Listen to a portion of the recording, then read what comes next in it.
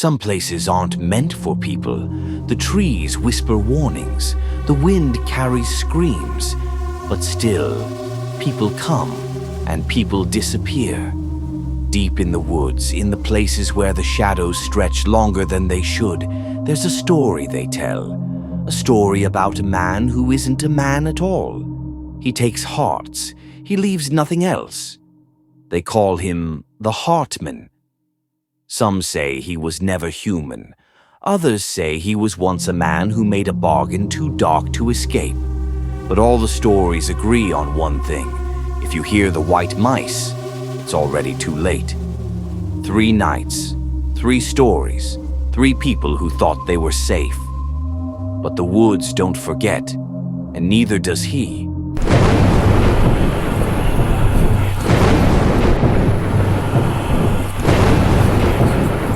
These are the legends whispered in the night, stories of mystery, fear, and wonder. Welcome to Island Myths and Legends.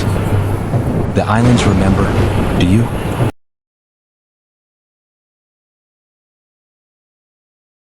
Ezra had always been a skeptic. Ghost stories, superstitions, folklore, none of it mattered to him. He was a man of logic, of facts. And yet, standing at the entrance of the thick jungle, he couldn't shake the strange feeling curling in his gut. The old gas station attendant had tried to warn him.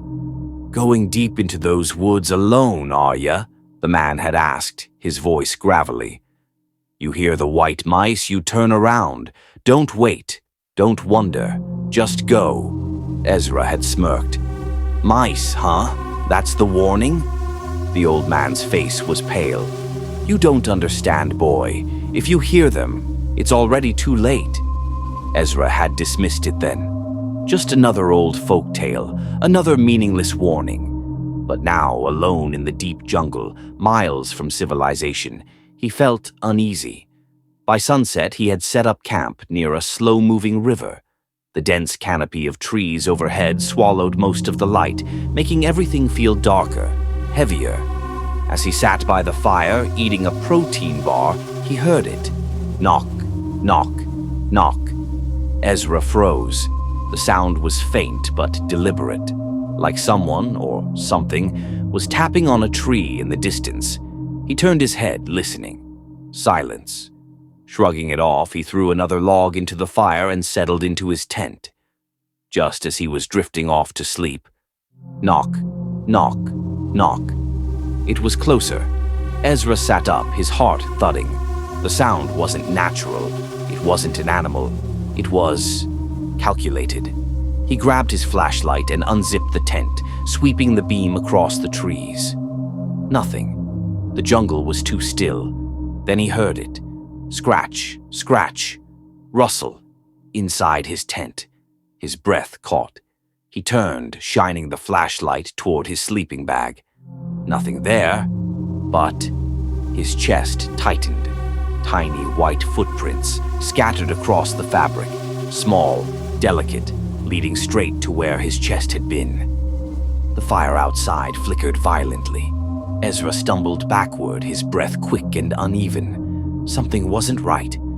By sunrise, he had packed up his gear and started hiking back. He should have been at his car by noon. But the trail stretched on endlessly. Hours passed. He should have reached the road. Where was the road? Then, squeak, squeak, squeak. His stomach turned to ice. Mice, dozens of them, scurrying between the roots, across the fallen leaves, moving in a perfect, unnatural circle around him. Then, a shadow. Ezra looked up. Something stood between the trees, tall, hollow, watching.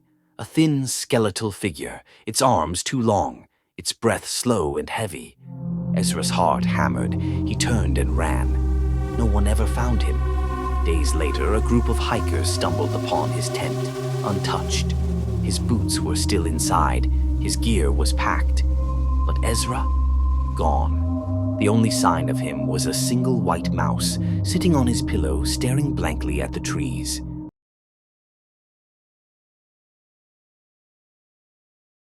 Tariq, Janelle, Reggie, and Lisa had been camping together for years.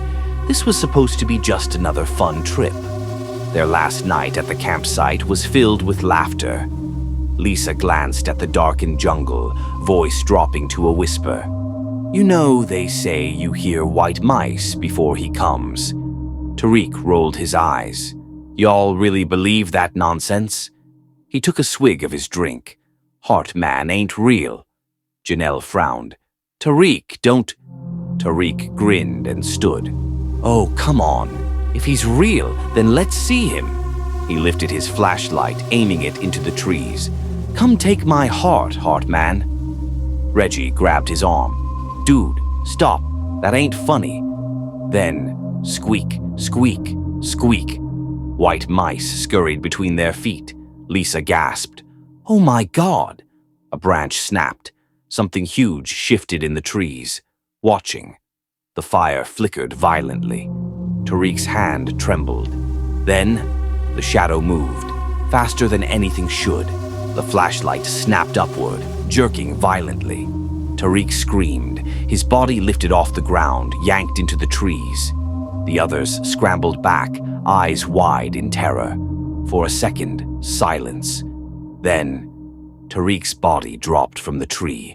His chest was hollow, his heart missing. A heartbeat pulsed in the silence, but it didn't come from anyone still alive.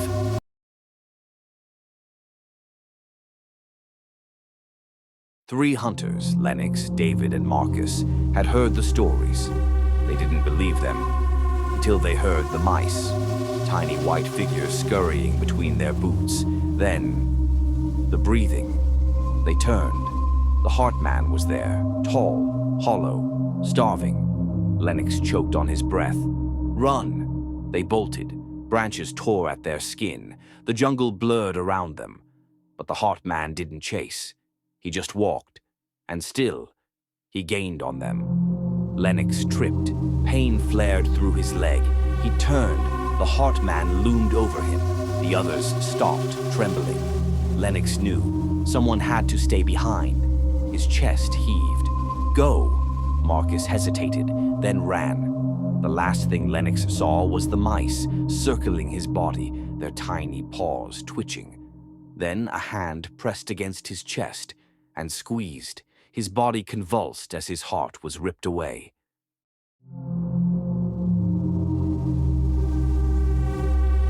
The woods swallowed them up.